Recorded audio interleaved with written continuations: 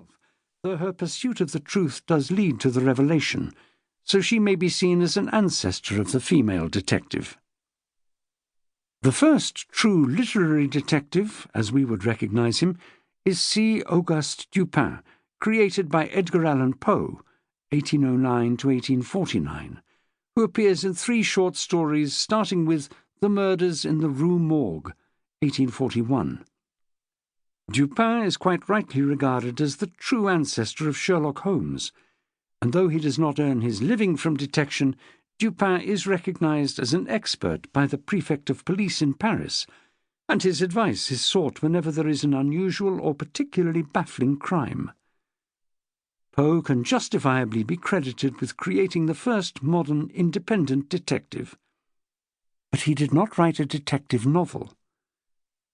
The fact that Poe set his stories in France is because France had become closely associated with the idea of a private detective ever since the days of Eugène François Vidocq, 1775 to 1857, a one-time thief who turned gamekeeper, and set up the first plain-clothed investigative unit, the Brigade de la Sûreté, in 1811. The story of his life and the establishment of the Brigade was told in Mémoires de Vidocq, published in 4 volumes during 1828-29. This book, which no doubt embellished the truth with vigorous literary license, was a huge influence on early crime fiction. It was translated into English almost before the ink was dry. An industry erupted in the English penny dreadfuls, the French sensational literature, and the American story papers of retelling stories, mostly fabricated, from police sources.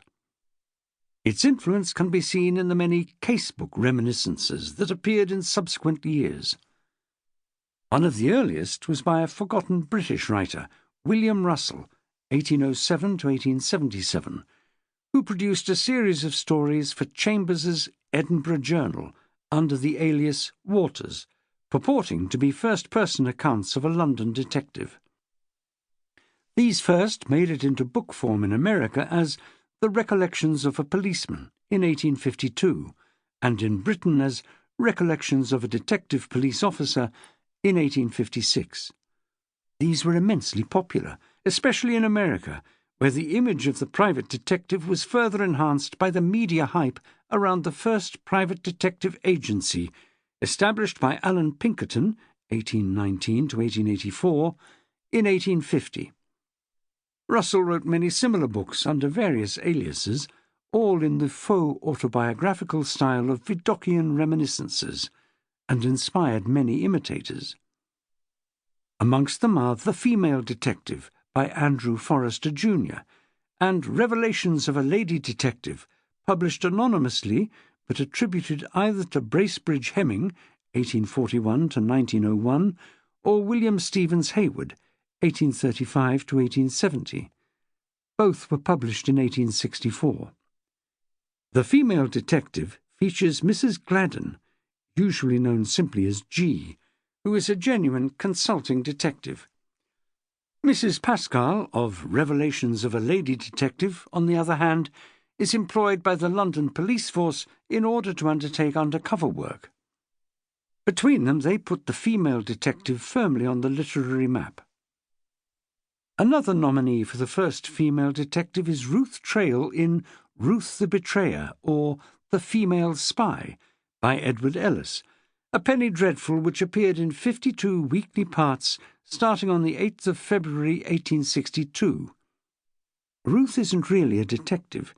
She's an undercover agent who works on both sides of the law and, as the story develops, is more villain than heroine.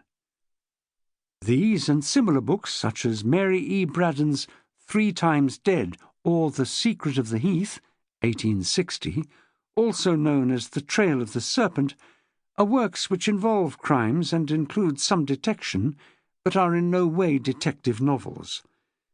But they do show a rapidly growing interest by the public in the work of the police, primarily for the more sensational and gruesome activities.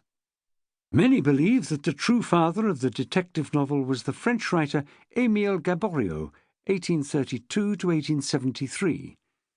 directly in the tradition of... To keep listening to this audiobook, I've left you a link in the description so you can do it, at no cost thanks to Audible's 30-day free trial.